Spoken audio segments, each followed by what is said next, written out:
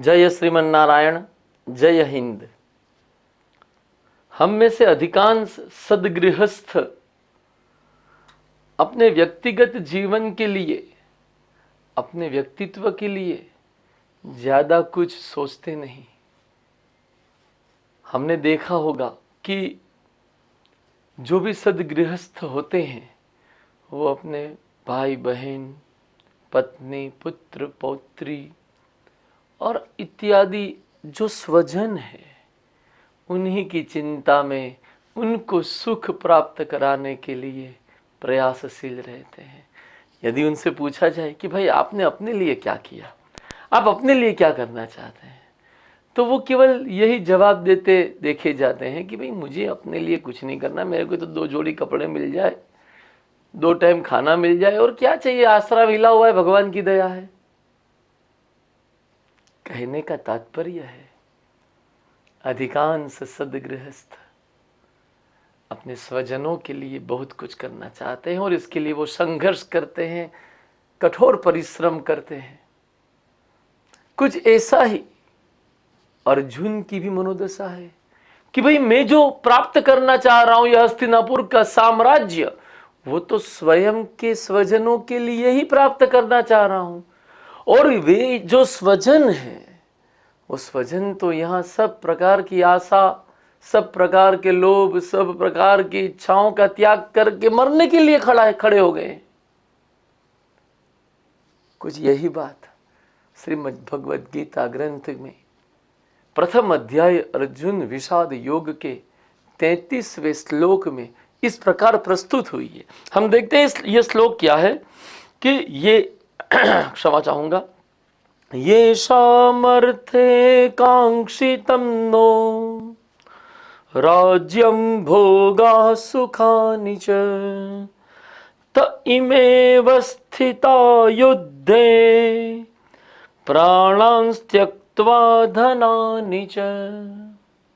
परम पूज्य राम सुखदास जी महाराज इस 33वें श्लोक का अनुवाद कुछ इस प्रकार करते हैं, जिनके लिए हमारी राज्य, भोग और सुख की इच्छा है, वे ही ये सब अपने प्राणों की और धन की आशा का त्याग करके युद्ध में खड़े हो गए हैं।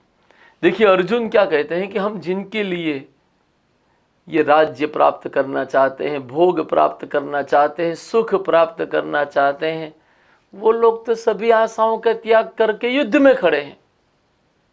क्यों युद्ध करना? देखिए हमने 31वें 32वें श्लोक में ऐसी व्याख्या की थी कि अर्जुन लागत लाभ विश्लेषण करते हैं कि इस युद्ध से वास्तव में क्या लाभ होगा और इसकी लागत क्या होगी। अब 33वें से लेकर 37वें श्लोक तक में अर्जुन इस युद्ध को न करने के लिए भावनात्मक एवं तार्किक प्रमाण उपस्थित करते हैं। भगवान कृष्ण के सम्मुख वे यह कहते हैं कि भाई ये जिनके लिए हम ये सब करना चाह रहे हैं वो लोग तो युद्ध में खड़े हैं, उनको तो सभी आशाएं छूट गई हैं, तो फिर युद्ध क्यों, युद्ध किस लिए? देखिए यह भी एक सद्गृहस्थ का विचार है। हमने देखा था 32वें श्लोक में अर्जुन यह कहते हुए पाते हैं कि मुझे व्यक्तिगत रूप से कुछ नहीं चाहिए, न सुख चाहिए, न धन चाहिए, न राज्य चाहिए, न सत्ता चाहिए, न कुछ। अब वो क्या कह रहे हैं कि अगर वो मेरे लिए नहीं है, मेरे लिए नहीं चाहिए, तो मुझे किसके लिए चाहिए? तो कि दूसरा तर्क ये हो सकता है कि हम अपने स्वजनों के लिए प्राप्त करना चाहते हैं। परंतु जिन स्वजनों के लिए हम प्राप्त करना चाहते हैं, वो चाहे पांडु पुत्र हो, चाहे वो धार्तराष्ट्र अर्थात धृतराष्ट्र के पुत्र हो, सभी तो यहां सभी आशाएं छोड़ के खड़े हो गए हैं। कौन कौन से स्वजन खड़े हो गए हैं? 34वें एवं 35वें श्लोक में इसका भी वर्णन किया गया है और यह वर्णन कुछ इस प्रकार है। 34वां श्लोक आपके सम्मुख प्रस्तुत करूंगा। आचार्यः पितरः पुत्रास् तथैव च पितामहाः मातुलः स्वसुरः पौत्राः स्यालः सम्बन्धिनस्तथा तथा। साथ ही 35वां श्लोक भी आपके सम्मुख प्रस्तुत करना चाहूंगा। एतान् हन्तुमिच्छामि ज्ञतोऽपि मधुसूदन अपि त्रैलोक्य राज्यस्य हेतोः किं नु महि कृते।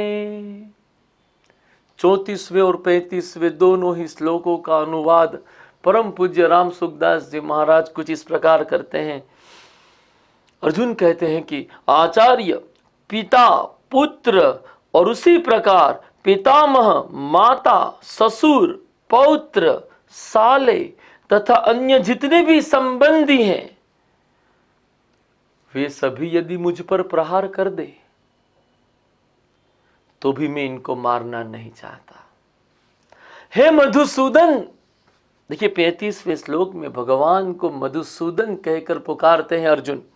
हे मधुसूदन, मुझे पूरे त्रिलोक का राज्य मिल जाए, ब्रह्मांड का प्रभुत्व मिल जाए, पूरे त्रिलोक का राज्य मिल जाए तो भी मैं इन सभी को मारना नहीं चाहता।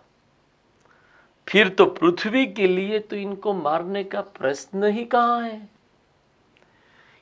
किम नु महि कृते शब्द जो 35वें श्लोक में उपस्थित किया गया है, अर्जुन के मुख से यह शब्द है कि पृथ्वी के लिए तो फिर ये सबको मारने का कोई तर्क या औचित्य ही नहीं है।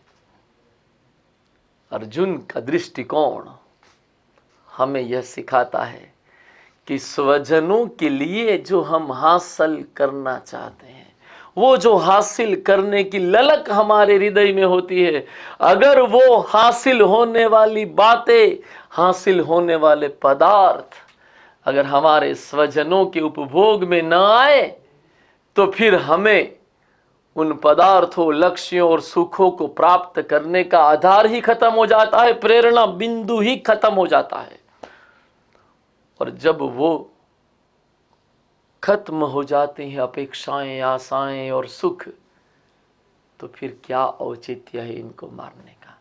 और यदि मेरे स्वजन, जिसको कि आचार्य कहते हैं, पितर शब्द उपयोग में लाए गए हैं, पुत्र शब्द उपयोग में लाया है अर्जुन ने, ऐसे शब्द के माध्यम से वो बतलाते हैं कि ऐसे स्वजन यदि मुझे मार डालना चाहते हैं तो भी क्षमा करिएगा, मैं प्रहार नहीं करूंगा। देखिए यहां पर एक तरह से अर्जुन ये स्पष्ट करना चाहते हैं कि सामने खड़े दुर्योधन काम, क्रोध, लोभ से, मोह से ग्रसित होकर इस युद्ध को करने के लिए तैयार है, परंतु हम ऐसे नहीं है। हमको तो ये स्वजन ही सर्वाधिक प्रिय है। हम इन स्वजनों के प्रति ही स्वयं को समर्पित महसूस करते हैं, हम इनको क्यों मारेंगे। और दूसरी जो महत्वपूर्ण बात है कि सब कुछ मिल जाए तो भी मैं इनको मारने के लिए तैयार नहीं। इनको मारकर हमें कुछ नहीं मिलने वाला। देखिए स्वजनों के प्रति 33वें से 37वें श्लोक में अर्जुन का जो यह प्रेम, यह भाव, यह राग प्रकट होता है, वो 36वें श्लोक में कुछ इस प्रकार से प्रस्तुत हुआ है। 36वां श्लोक आपके सम्मुख प्रस्तुत करूंगा। निहत्य धार्तराष्ट्रान्नः का प्रीति स्यात् जनार्दन पापमेवाश्रयेदस्मान् हत्वैतानाततायिनः। हे जनार्दन, इन धृतराष्ट्र एवं उसके संबंधियों को मारकर हम लोगों को क्या प्रसन्नता होगी। अर्जुन कहते हैं इन आतताइयों को मारने से तो हमें पाप ही लगेगा। देखिए ये बात यह बतलाती है कि अर्जुन के मस्तिष्क में एक नया भाव प्रकट हो गया है, जो ये कहता है कि ये भले ही आतताई हो लेकिन वो मेरे ही कुल के हैं, और जो कुल का नाशक होता है वो सबसे बड़ा पापी होता है। मेरे पास एक श्लोक हम राम सुखदास जी महाराज की पुस्तक से मुझे प्राप्त हुआ है। शास्त्रों में ऐसा लिखा है, स एव पापिष्ठ तमो यह कुर्यात कुल नाशनम। अतः जो अपने कुल को नाश करने वाला होता है वो सर्वाधिक सबसे बड़ा पापी होता है। अर्जुन के मस्तिष्क में शास्त्र का यह आदर्श प्रभावी हो गया है और इसीलिए अर्जुन ये कहते हैं कि मैं अपने स्वजनों को मारना नहीं चाहता। अच्छा, साथ ही अर्जुन जो शब्द उपयोग में लाते हैं 36वें श्लोक में, वो शब्द है आतताई।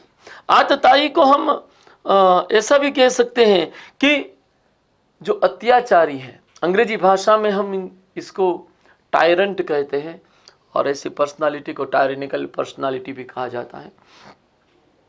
जो टायरेंट है, जो आतताई है, वो मेरे ही कुल के हैं और मैं उसको मार कर पाप नहीं करना चाहता। हमें वशिष्ठ स्मृति से आतताई शब्द का अर्थ प्राप्त होता है, आतताई शब्द की व्याख्या प्राप्त होती है और उस संबंध में वशिष्ठ स्मृति में एक श्लोक है जो आपके सम्मुख प्रस्तुत करूंगा। अग्नि दो गरदश्चैव शस्त्र पाणिर्धनापः क्षेत्रदारापहर्ता च सडेते याततायिनः। 6 प्रकार के लक्षण जिस व्यक्ति में पाए जाते हैं, 6 के 6 हो या 6 में से कोई एक हो, उस व्यक्ति को आतताई, अत्याचारी, टायरेंट कहा जाता है।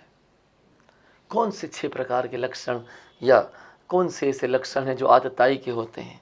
पहला है जो आग लगाने वाला हो, दूसरा है जो विष देने वाला हो, जहर देने वाला हो, तीसरा है जो हाथ में शस्त्र लेकर आपको मारने के लिए उद्यत हो, चौथा है जो धन का हरण करने वाला हो, चोर हो, लुटेरा हो, पांचवा है जो जमीन को छीनने वाला हो, अर्थात आपका राज्य, आपकी जमीन, आपकी संपत्ति छीनने वाला हो, और जो स्त्री का हरण करने वाला हो, महिला का हरण करने वाला हो। इनमें से कोई भी लक्षण जिस व्यक्ति में है वह व्यक्ति आतताई है। आगे मनुस्मृति में यह भी उल्लेख है कि ऐसे आतताई को मारने में कोई दोष नहीं, ऐसे आतताई को तुरंत मार डालना चाहिए। क्या उल्लेख है? मनुस्मृति का वह श्लोक आपके सम्मुख प्रस्तुत करना चाहूंगा। आततायेन मायान्तं हन्यादवा विचारयन् नाततायै वधे दोषो हंतुर्भवति कश्चन। मनुस्मृति में मनु लिखते हैं कि अपना अनिष्ट करने के लिए आते हुए आतताई को मार डालना चाहिए और ऐसे आतताई को मारने वाले व्यक्ति पर कोई दोष या पाप नहीं लगता। देखिए, आतताई को मारना दोष नहीं, ऐसा भी शास्त्र में लिखा है। शास्त्र कहते हैं कि कुल का नाश करने वाला सबसे बड़ा पापी है। अब ये दोनों परस्पर विरोधी तत्व, कुल का नाश करना पड़े ऐसा है क्योंकि कुल में जो दुर्योधन जैसे व्यक्ति हुए हैं वो आतताई है। दुर्योधन क्यों आतताई है? क्योंकि दुर्योधन ने लाक्षागृह में आग लगाई थी। दुर्योधन क्यों आतताई है? दुर्योधन ने भीम को जहर दिया था। दुर्योधन क्यों आतताई है? दुर्योधन समग्र साम्राज्य हड़प लेना चाहता है। दुर्योधन क्यों आतताई है? दुर्योधन ने धन संपत्ति भी पांडवों की जुए के माध्यम से छीन ली थी। दुर्योधन क्यों आतताई है? क्योंकि दुर्योधन ने ही द्रौपदी का अपमान भरे दरबार में किया था। ऐसे आतताई को मारने में कोई पाप नहीं है, ऐसा मनुस्मृति कहती है। किंतु अर्जुन इसलिए उलझन में है क्योंकि यह जो दुर्योधन है वो कुरुवंशी है, और अगर वह कुरुवंशी को मारता है तो वह खुद कुल नाशक कहा जाएगा। अतएव अर्जुन यह विचार प्रस्तुत करता है कि ऐसे स्वजनों को मारकर अगर त्रिलोकी का राज्य भी मिल जाए तो मुझे नहीं चाहिए। और ऐसे व्यक्तियों को हम यदि मारते हैं, मतलब अपने ही कुल के व्यक्ति को हम यदि मारते हैं तो बहुत बड़ा पाप हो जाएगा। आगे 37वें श्लोक में अर्जुन अपनी इसी पीड़ा को व्यक्त करते हुए, अपने विषाद को व्यक्त करते हुए कहते हैं तस्मान्नार्हा वयं हन्तु धार्तराष्ट्रान् स्वबान्धवान् स्वजनं हि कथं हत्वा सुखिनः स्याम माधव। अर्जुन कहते हैं, इसलिए अपने बांधवों धृतराष्ट्र एवं संबंधियों को मारने के लिए, धृतराष्ट्र के संबंधियों को मारने के लिए हम योग्य नहीं हैं, क्योंकि हे माधव अपने कुटुंबियों को मारकर हम कैसे सुखी होंगे। यहां पर अर्जुन ने एक बात स्पष्ट रूप से कह दी कि हम इनको मारना नहीं चाहते। क्यों? क्योंकि हमारे धृतराष्ट्र के संबंधियों को मारना, स्वजनों को मारना हमारे हित में नहीं है, हमारे लिए उचित नहीं है, हमारे लिए इष्टदायी नहीं है। अतएव हे माधव हम इनको मारना नहीं चाहते, और अगर मार देंगे तो फिर सुखी होना तो संभव ही नहीं। चित्त में हमेशा यह दर्द रहेगा, यह दुख रहेगा कि हमने बांधवों को मारकर यह सब प्राप्त किया है। देखिए अर्जुन यहां पर यह बतला रहे हैं कि जो अनुचित है वो हम कर नहीं सकते और युद्ध करना उचित नहीं है, अतएव मैं युद्ध नहीं करना चाहता। प्रत्यक्ष रूप से ऐसा शब्द नहीं है, लेकिन तर्क जो अर्जुन के है वो तर्क यह बतलाते हैं कि अर्जुन युद्ध करना नहीं चाहता है। 31वें और 32वें श्लोक में यदि कोई लाभ नहीं है इसलिए अर्जुन युद्ध नहीं करना चाहता, तो 33वें से 37वें श्लोक में अर्जुन यह बतलाते हैं कि स्वजनों को मारकर कोई लाभ नहीं, स्वजनों को मारने पर आधारित इस युद्ध को मैं नहीं लड़ना चाहता। देखिए इस पूरी प्रक्रिया में 33वें से 37वें श्लोक के बीच हमें कृष्ण के संबोधन के संदर्भ में अर्जुन के मुख से 3 प्रकार के अलग अलग शब्द प्राप्त होते हैं। पहले वो अर्जुन को, क्षमा कीजिएगा, हमारे 35वें श्लोक में अर्जुन भगवान को मधुसूदन कहकर पुकारते हैं। मधुसूदन का तात्पर्य है दैत्यों का नाश करने वाला, राक्षसों का नाश करने वाला। मधु नाम के राक्षस को भगवान ने वध किया था, भगवान के द्वारा ही उनका वध हुआ है मधु का, इसलिए मधुसूदन। अर्जुन 35वें श्लोक में मधुसूदन शब्द का उपयोग करके भगवान को यह संदेश दे रहे हैं कि आप तो राक्षसों को मारने वाले हैं और मेरे सामने ये जो आचार्य गुरु द्रोण खड़े हैं, ये भीष्म पितामह खड़े हैं, वो कोई राक्षस थोड़ी है, वो कोई दैत्य थोड़ी है जिनको कि मार डाला जाए। आगे 36वें श्लोक में जनार्दन शब्द का उल्लेख अर्जुन करते हैं, भगवान को जनार्दन कह के पुकारते हैं। जनार्दन शब्द का अर्थ है जो मुक्तिदाता है, वो है जनार्दन। अर्जुन जनार्दन शब्द का संबोधन करके कृष्ण को यह संदेश देते हैं, आप तो सभी के मुक्तिदाता है। और इसलिए धृतराष्ट्र के सगे संबंधियों को मारने में पाप ज्यादा होगा और पाप से मुक्ति संभव ही नहीं रहेगी। आगे 37वें श्लोक में भगवान के लिए जिस शब्द का उपयोग किया वो है माधव। माधव मतलब माँ का अर्थ माता भी है, माँ का अर्थ ज्ञान भी है, और धव का अर्थ पति या स्वामी होता है। जो लक्ष्मी पति है, जो लक्ष्मी के स्वामी है, वो है माधव। माता लक्ष्मी के स्वामी माधव। माँ का अर्थ ज्ञान है, जो संपूर्ण ज्ञान को धारण करने वाले हैं, जो संपूर्ण ज्ञान के पति है, स्वामी है, वो है माधव। और आप चूंकि पूर्ण ज्ञानी हो तो फिर आपको तो यह पता होगा ही कि इस तरह स्वजनों को मारना उचित नहीं है, और हम हमारे स्वजनों को मारे ये तो कतई योग्य नहीं है, कतई उचित नहीं है। इसलिए हे प्रभु, इस युद्ध को करने का कोई औचित्य नहीं है।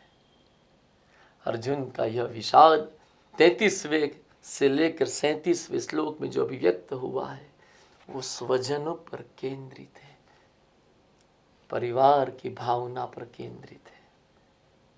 हमें यह संदेश मिलता है कि हम जो भी हमारे परिवार के लिए, अपने स्वजनों के लिए करते हैं, उसके पीछे हमारा उद्देश्य केवल यह होना चाहिए कि हम हमारे कर्तव्य बोध से कार्य करें।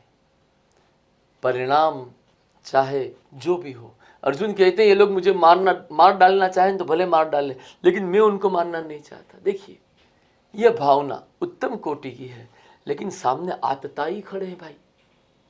सामने अपने ही कुल के ऐसे आतताई खड़े हैं जिनको क्षमा करने का परिणाम पांडवों ने बहुत सालों तक भोगा था। परिवार में ऐसा कोई आतताई हो तो अर्जुन के विषाद से हमें यह भी सीखना मिलता है कि ऐसे आतताई को क्षमा नहीं करना चाहिए। देखिए, सज्जन का एक स्वभाव होता है, जब वो देखता है कि कोई आतताई है, कोई झूठ बोलने वाला है, कोई विश्वासघाती है, तो सज्जन उनकी उपेक्षा करना शुरू कर देते हैं, उनके साथ नाता रिश्ता कम करते चले जाते हैं। आप भी कुछ ऐसा कार्य कर सकते हैं। आपके आसपास कहीं कोई विश्वासघाती परिवारजन है, कहीं कोई झूठा है, कहीं कोई निंदक है, कहीं कोई अनुचित प्रवृत्ति आतताई से जुड़े लक्षणों को रखता है, तो उनसे दूरी बनाए रखने में ही अपना हित है। 33वें से 37वें श्लोक तक के इस व्याख्यान में श्रीमद् भगवद गीता ग्रंथ की गरिमा के विरुद्ध यदि मुझसे कुछ कहा गया हो तो मैं क्षमा प्रार्थी हूँ। जय श्रीमन नारायण, जय हिंद।